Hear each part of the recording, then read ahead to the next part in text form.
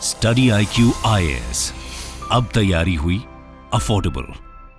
दोस्तों, क्या आपने गौर करा कि हमारे देश में क्रिकेट और इलेक्शंस के बीच एक बहुत बड़ी सिमिलैरिटी है, और वो सिमिलैरिटी ये है कि साल का शायद ही कोई महीना ऐसा गुजरता हो जिसमें भारत में क्रिकेट या इलेक्शंस ना चल रहे हो। इस तरह से देश का साल भर अलग अलग इलेक्शंस में उलझे रहना किसी के लिए अच्छा नहीं है। यही कारण है कि देश में जल्द ही one nation one election implement करने की तैयारी की जाने लगी है, जिस सिलसिले में हाल ही में एक्स प्रेसिडेंट रामनाथ कोविंद की चेयरमैनशिप में बनाई गई हाई लेवल कमेटी ने अपनी रिपोर्ट गवर्नमेंट को सौंप दी। मगर दूसरी और वन नेशन वन इलेक्शन की बात उठते ही देश की प्रमुख ऑपोजिशन पार्टीज इसके विरोध में अपना सुर बुलंद करने लगी हैं, जहां वो इसे इंडियन डेमोक्रेसी के लिए प्रैक्टिकल ही नहीं मानती। मगर उससे भी बड़ा सवाल ये है कि यदि ऑपोजिशन इस बिल के अगेंस्ट है तो फिर क्या वन नेशन वन इलेक्शन पे बात करना जायज है?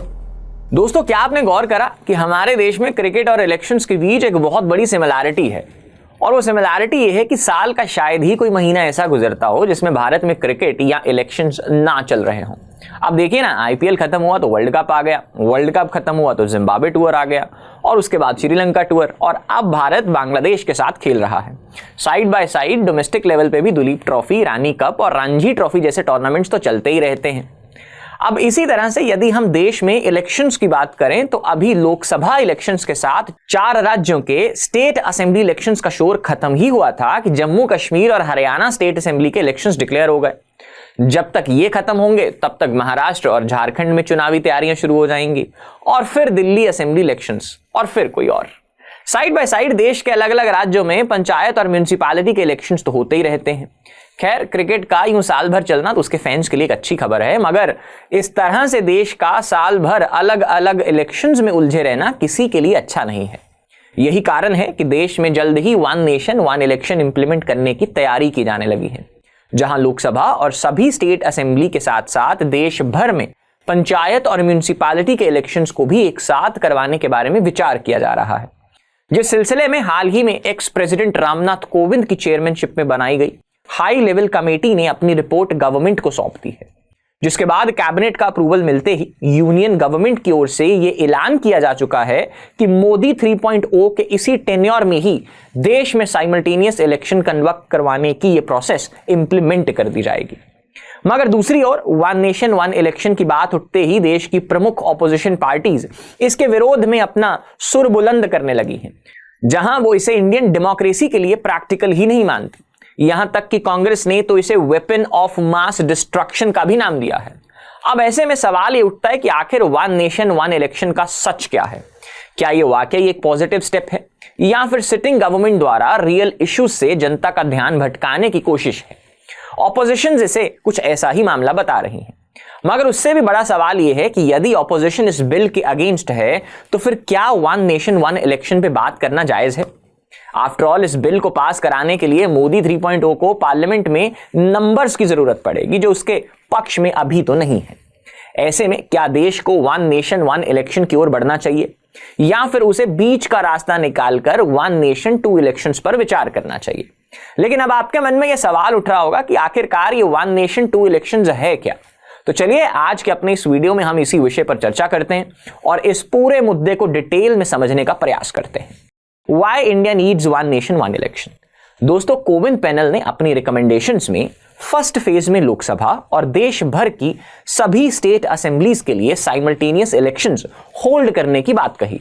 जिसके बाद सेकंड फेज में इन इलेक्शंस के 100 दिन के अंदर म्यूनिसिपैलिटी और पंचायत पोल्स को कंडक्ट किया जाएगा।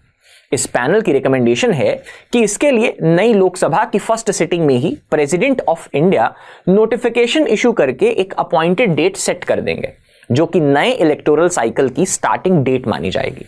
इसी तरह इस पैनल के अकॉर्डिंग यदि हंग हाउस या नो कॉन्फिडेंस मोशन, जैसे कि अविश्वसनीय पत्र बोला जाता है, जैसी कोई स्थिति खड़ी हो जाती है तो ऐसी कंडीशन में लोकसभा या स्टेट लेजिस्लेटिव असेंबली के लिए फ्रेश इलेक्शंस कंडक्ट करवाए जाएंगे। मगर इस गवर्नमेंट का टर्म केवल अनएक्सपायर्ड ड्यूरेशन के लिए ही होगा। जैसे कि मान लीजिए लोकसभा या किसी भी स्टेट लेजिस्लेटिव असेंबली का 5 साल का टेन्योर 2024 से शुरू हो रहा है, तो नॉर्मल सर्कमस्टांसेस में 5 साल यानी कि 2029 तक ये टेन्योर चलेगा।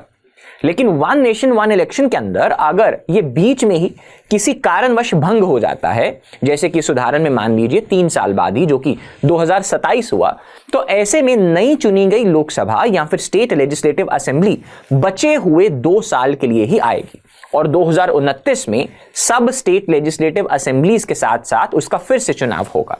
जिससे कि चुनी गई नई लोकसभा पूरे 5 साल यानी कि 2029 से लेकर 2034 तक रहेगी, जिससे कि इलेक्शंस के समय एक फिक्स्ड डेट के रूप में ही रहेगा।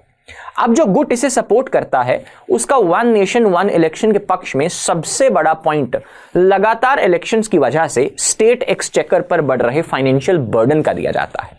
जहां पार्लियामेंट्री पैनल के according election commission of India Lok Sabha और स्टेट लेजिस्लेटिव असेंबली में 4500 करोड़ रुपए से ज्यादा स्पेंड कर देता है, जहां इस फिगर में पॉलिटिकल पार्टीज और कैंडिडेट्स द्वारा खर्चा किए गए एडिशनल पैसों को अभी हमने काउंट नहीं करा है। जबकि सेंटर फॉर मीडिया स्टडीज की रिपोर्ट के अकॉर्डिंग 2024 के लोकसभा इलेक्शंस में ₹1.35 लाख करोड़ खर्च किए गए हैं, जो कि 2014 के लोकसभा इलेक्शंस के मुकाबले डबल अमाउंट था। ऐसे में यदि देश में साइमल्टेनियस इलेक्शंस कंडक्ट करवाए जाते हैं तो इससे इलेक्शन एक्सपेंसेस को काफी हद तक कम किया जा सकता है, जहां साइमल्टेनियस इलेक्शंस की वजह से पॉलिटिकल पार्टीज और कैंडिडेट्स का इलेक्शन कैंपेन का जो एक्सपेंडिचर है वो कम होगा और इसी के साथ साथ जो स्मॉलर रीजनल पार्टीज हैं उनको भी अपने फाइनेंशियल रिसोर्सेज को बेहतर तरीके से मैनेज करने में मदद हो जाएगी। अब इसी सिलसिले में कोविन कमेटी अपनी रिपोर्ट में बताती है कि यदि देश में साइमल्टेनियस इलेक्शंस कंडक्ट करवाए जाते हैं तो इससे देश की national real GDP growth previous year के मुकाबले 1.5% ज्यादा होगी। यदि हम फाइनेंशियल ईयर 2024 के कंटेक्स्ट में इस 1.5% के आंकड़े को देखें तो यह लगभग 4.5 लाख करोड़ रुपए के बराबर होगा, जो कि देश के टोटल पब्लिक हेल्थ एक्सपेंडिचर का आधा है। बट इसका काउंटर पॉइंट यह है कि अगर वन नेशन वन इलेक्शन आता है तो कैंडिडेट या पॉलिटिकल पार्टीज के लिए वह एक डू और डाई सिचुएशन बन जाएगी,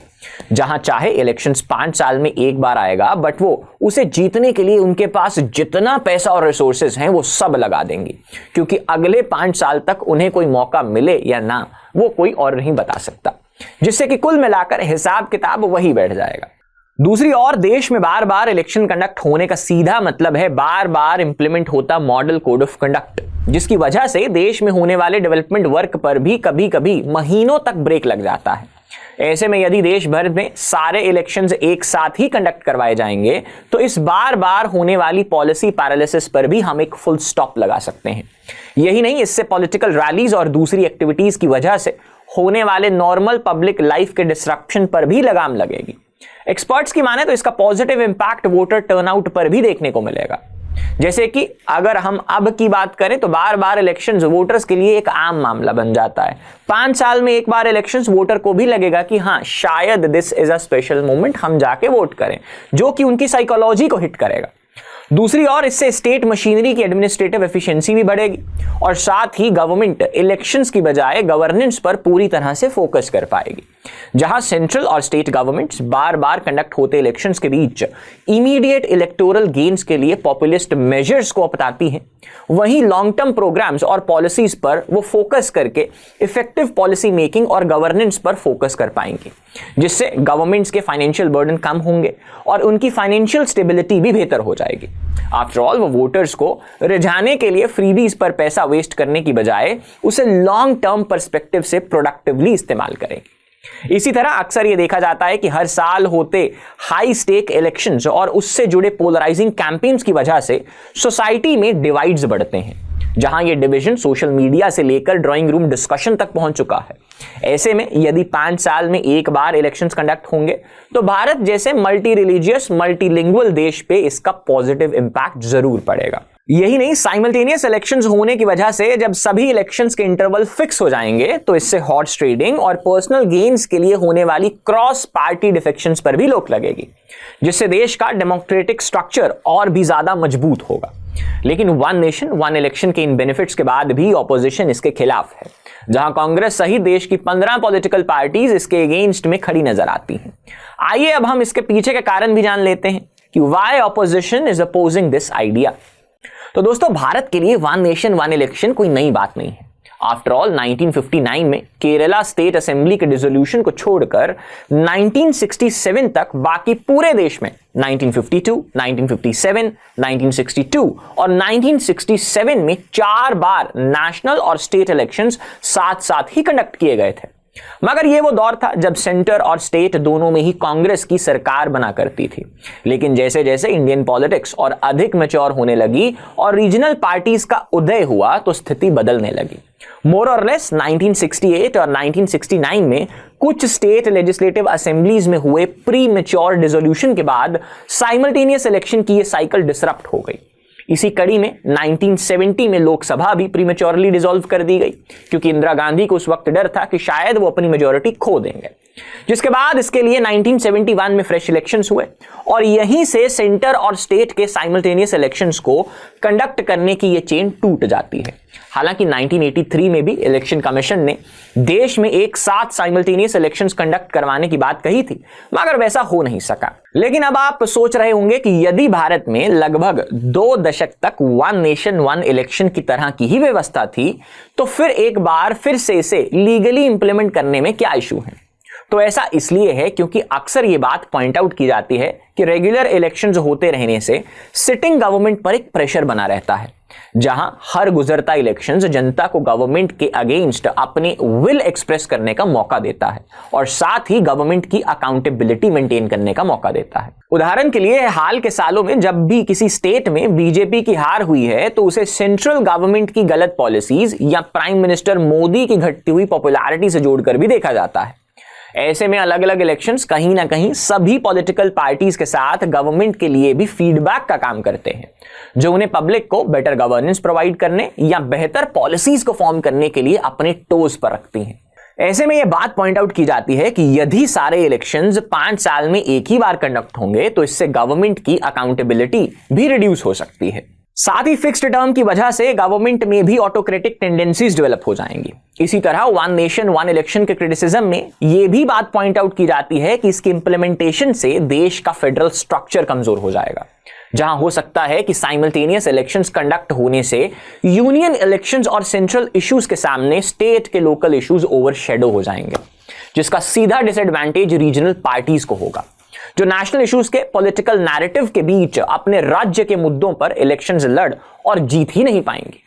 इस बारे में आईडीएफसी इंस्टीट्यूट द्वारा 1999 से लेकर 2014 के बीच हुए इलेक्शन का डेटा के आधार पे एक रिसर्च की गई है और ये रिसर्च हमें पॉइंट आउट करती है कि देश में साइमल्टेनियस इलेक्शंस कंडक्ट हुए तो इस बात की 77% प्रोबेबिलिटी है कि वोटर्स लोकसभा और स्टेट असेंबलीज में सेम पॉलिटिकल पार्टी या अलायंस को ही वोट करेंगे, जबकि यदि यही इलेक्शंस 6 मंथ के इंटरवल पे कंडक्ट होते हैं तो वोटर्स के ऐसा करने की पॉसिबिलिटी 61% तक गिर जाती है।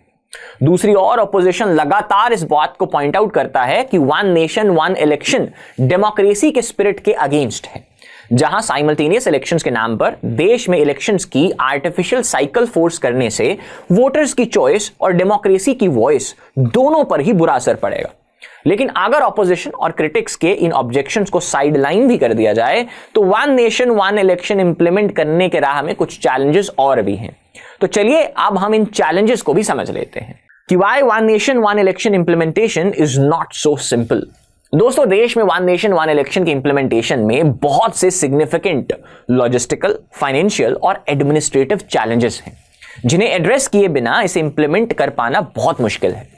इलेक्शन कमीशन ऑफ इंडिया की माने तो उसके एक लेटेस्ट एस्टिमेशन के अनुसार 2029 में देश भर में लोकसभा और स्टेट लेजिस्लेटिव असेंबलीज के साइमल्टेनियस इलेक्शन कंडक्ट करवाने के लिए लगभग 8,000 करोड़ रुपयों की जरूरत पड़ेगी। असल में साइमल्टेनियस पोल्स को सपोर्ट करने के लिए इलेक्शन कमीशन तो एडिशनली 26.5 लाख यानी कि 26.5 lakh ballot units, 17.8 lakh control units और 17.8 लाख वीवीपैट्स जो कि ऑडिट ट्रायल्स करेंगी उनकी जरूरत बताता है। यानी उसे अपने करंट इलेक्टोरल इक्विपमेंट्स को ऑलमोस्ट डबल करना होगा, जहां अभी इस कॉस्ट में इन इक्विपमेंट्स की ट्रांसपोर्टेशन और वेयर हाउसिंग की कॉस्ट का पड़ने वाला एडिशनल बर्डन तो काउंट ही नहीं किया गया है। साथ ही क्योंकि लोकल बॉडी पोल्स अभी प्रेजेंटली स्टेट इलेक्शन कमीशंस के द्वारा कंडक्ट कराए जाते हैं, तो इलेक्शन कमीशन ने उनकी रिक्वायरमेंट्स को भी अभी अपनी एस्टिमेशंस में इंक्लूड नहीं करा है। ऐसे में यह समझना मुश्किल नहीं है कि यह सब कुल मिलाकर इस एक्सरसाइज का एडेड एक्सपेंडिचर जो है वो पब्लिक एक्सचेकर पर और बढ़ा देगा। यही नहीं, यह बात भी जाहिर है कि दोनों state owned firms Bharat electronics limited और electronics corporation of India limited, जो कि ईवीएम्स और वीवीपैट को मैन्युफैक्चर करती हैं, उन्हें इतनी बड़ी संख्या में इक्विपमेंट्स को मैन्युफैक्चर करने के लिए सिग्निफिकेंट टाइम की जरूरत होगी। लेकिन वन नेशन वन इलेक्शन के बेनिफिट्स को देखते हुए यदि गवर्नमेंट ये सिग्निफिकेंट एडेड बर्डन उठा भी लेती है, तब भी साइमल्टेनियस इलेक्शंस कंडक्ट करवाने की राह में एक और रोड़ा है। जरा सोच कर देखिए कि देश में इलेक्शंस को सेफली और फूल प्रूफ तरीके से कंडक्ट करवाने के लिए इलेक्शन कमीशन जनरली ये इलेक्शंस कई फेजेस में कंडक्ट करवाती है, जहां इन फेजेस की डेट डिसाइड करते समय भी election commission of India security, weather conditions, festivals और दूसरे फैक्टर्स का पूरा ध्यान रखती है। यही नहीं, इन इलेक्शंस को सेफली कंडक्ट करवाने में बड़ी संख्या में सिक्योरिटी पर्सोनल्स की जरूरत भी पड़ती है, जहां सेंसिटिव एरियाज में तो सिक्योरिटी पर्सोनल्स की संख्या और भी ज्यादा होती है। ऐसे में देश भर में वन नेशन वन इलेक्शन को स्मूथली कंडक्ट करवाने के लिए तो और भी ज्यादा बड़ी संख्या में सिक्योरिटी पर्सोनल्स की जरूरत पड़ेगी, जिसका अंदाजा हम इसी बात से लगा सकते हैं कि 2024 के जनरल इलेक्शंस में सेंट्रल आर्म्ड पुलिस फोर्सेस यानी कि CAPF के 4719 कंपनीज की जरूरत पड़ी थी, जो कि 2019 की अपेक्षा में 1.5 गुना ज्यादा है। यही नहीं, सिक्योरिटी पर्सोनल्स की कमी की वजह से ही Jammu Kashmir state legislative assembly के इलेक्शंस हम लोग लोकसभा के साथ कंडक्ट नहीं करवा पाए थे, जिसे लेकर जम्मू एंड कश्मीर के लीडर ओमर अब्दुल्ला ने सरकार के one nation one election plan पर भी तंज कसा था।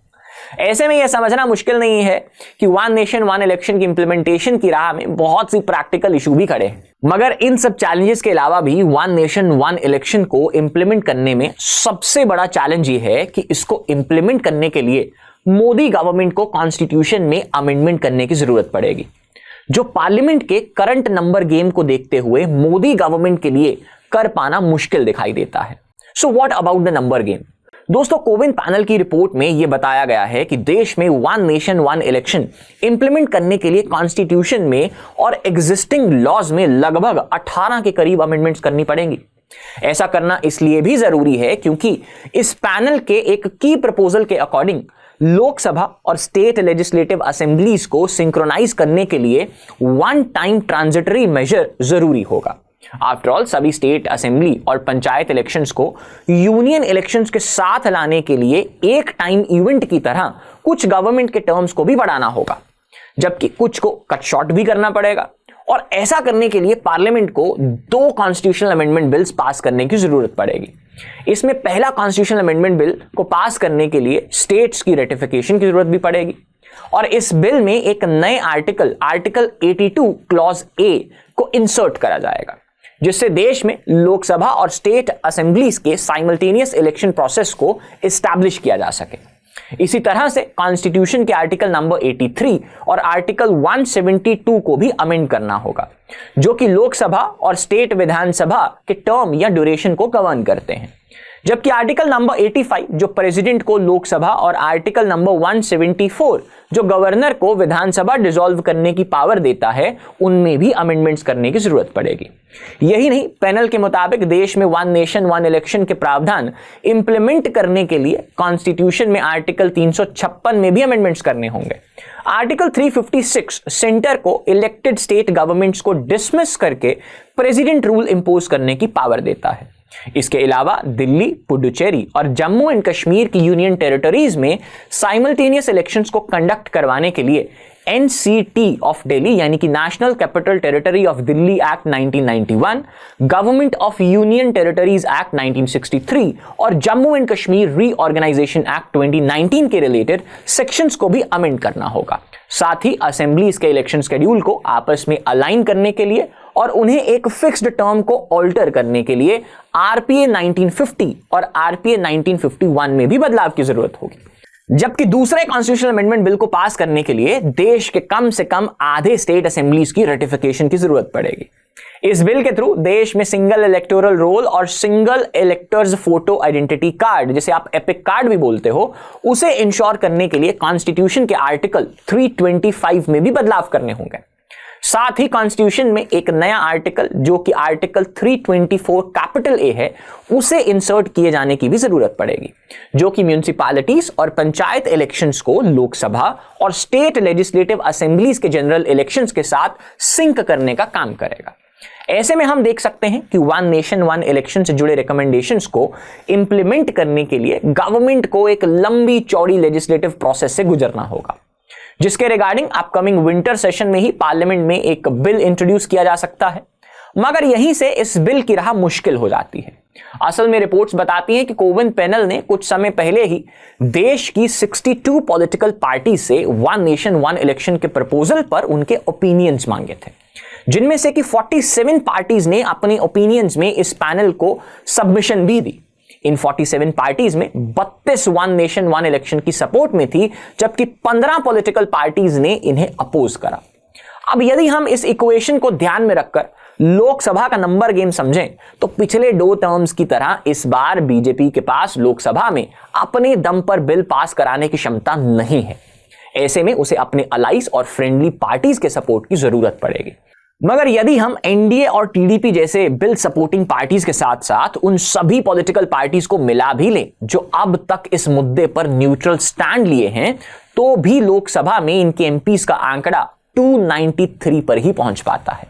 जो 272 की सिंपल मेजॉरिटी के लिए तो काफी है, मगर स्पेशल मेजॉरिटी के लिए सफिशिएंट नहीं है। जहां लोकसभा में इस अमेंडमेंट बिल को पास करने के लिए मोदी गवर्नमेंट को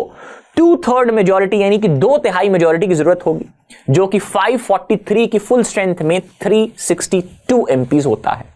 दूसरी ओर अगर हम राज्यसभा के नंबर की गेम की बात करें तो यहां बीजेपी के 115 सिटिंग एमपीज हैं। इनमें यदि हम 6 नॉमिनेटेड मेंबर्स को भी जोड़ दें तो भी यह आंकड़ा 121 पर ही पहुंच पाता है, जबकि राज्यसभा में इंडी अलायंस के 85 एमपी हैं। ऐसे में यदि हम राज्यसभा के 250 मेंबर्स के बीच सिंपल मेजॉरिटी की बात करें तो वो तो होती है 126, जबकि 2/3 मेजॉरिटी यानी कि 2/3 मेजॉरिटी के लिए गवर्नमेंट को 164 एमपीज का साथ चाहिए होगा। हालांकि राज्यसभा के लिए ये number game upcoming state elections के बाद फिर से बदलेगा, मगर इसके बाद भी ये बात साफ है कि इस बिल को पास करने के लिए बीजेपी गवर्नमेंट को ऑपोजिशन पार्टीज को भी ऑन बोर्ड लेने की जरूरत पड़ेगी।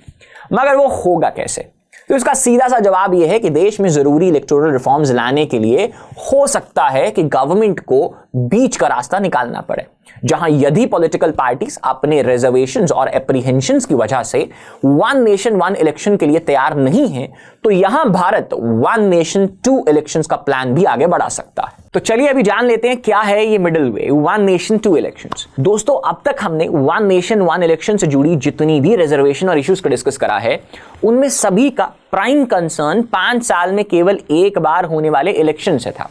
जहां अलग अलग एंगल से इसी बात को पॉइंट आउट करा जा रहा था कि यूनियन और स्टेट इलेक्शंस को एक साथ कंडक्ट नहीं होना चाहिए। ऐसे में इन एप्रीहेंशन से डील करने के लिए एक और बीच का रास्ता निकाला जा सकता है, जिसमें कि भारत 5 साल में एक नहीं बल्कि 2 सेट ऑफ इलेक्शंस के फ्रेमवर्क के साथ आगे बढ़े, जहां नेशनल इलेक्शंस और स्टेट इलेक्शंस के बीच 2.5 साल का गैप हो, जिसके बाद 5-5 साल के गैप से ये दोनों इलेक्शंस साइमल्टेनियसली चलती रहें। उदाहरण के लिए यदि सरकार 2029 से इलेक्शंस की नई व्यवस्था इंप्लीमेंट करना चाहती है तो 2029 की शुरुआत में ही देश के जनरल इलेक्शंस कंडक्ट हो जाएं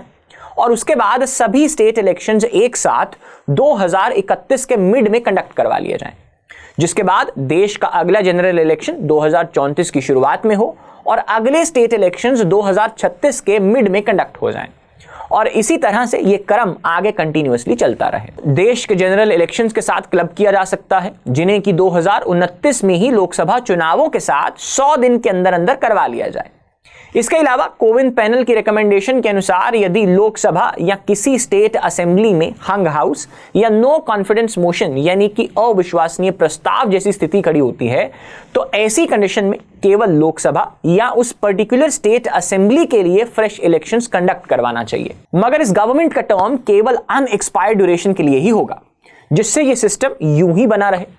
अब आप सोचेंगे कि one nation two election system का फायदा क्या है, तो हम आपको बता दें कि इस सिस्टम से जहां एक तरफ यूनियन इलेक्शंस, सभी स्टेट लेजिस्लेटिव असेंबली के इलेक्शंस और लोकल बॉडी के इलेक्शंस का एक फिक्स्ड सिस्टम बन जाएगा, वहीं दूसरी तरफ भारत को अभी की तरह हर साल होते हुए इलेक्शंस की प्रॉब्लम से भी छुटकारा मिल जाएगा। साथ ही इलेक्शंस के बीच 2.5 साल का गैप होने की वजह से वन नेशन वन इलेक्शन से जुड़े लैक ऑफ पॉलिटिकल अकाउंटेबिलिटी और यूनियन वर्सेस स्टेट इलेक्शंस जैसे सभी इश्यूज भी रिजॉल्व हो जाएंगे, जहां हर 2.5 साल में जनता के पास मौका होगा कि वो वोट के जरिए गवर्नमेंट के सामने अपनी एक्सपेक्टेशंस, अपनी एस्पिरेशंस और अपनी जो भी प्रॉब्लम्स हैं उन्हें रिवील कर सके। यदि हम यूएस के इलेक्शन मॉडल पर गौर करें तो वो भी काफी हद तक इसी सिस्टम से मेल खाता है, जहां यूएस कांग्रेस के इलेक्शंस यूएस प्रेसिडेंशियल इलेक्शंस के मिड टर्म में इसी तरह से कंडक्ट करवाए जाते हैं। ऐसे में आपका क्या विचार है कि दुनिया की सबसे बड़ी डेमोक्रेसी अब किस ओर आगे बढ़ेगी? क्या वाकई देश में one nation one election implement हो पाएगा या फिर से इस मुद्दे पर भी मोदी 3.0 को यू टर्न लेना पड़ेगा? आप इस बारे में अपने विचार हमें कमेंट सेक्शन में जरूर बताइएगा। Till then, thank you so much. See you guys in the next one. Study IQ IAS, अब तैयारी हुई अफोर्डेबल।